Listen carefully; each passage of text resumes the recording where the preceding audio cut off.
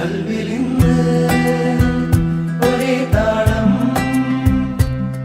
പെരുന്നാൾ തക്ബീറൊലികൾ നോമ്പ് കാലം നീതി നീന്തി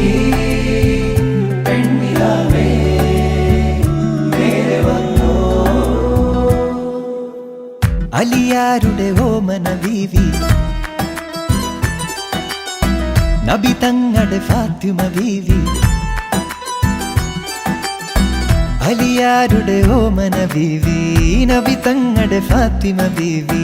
അൻപെഴും മെക്കയില്ലാവ് കണ്ട് തക്ബീർ വിളിക്കാനായി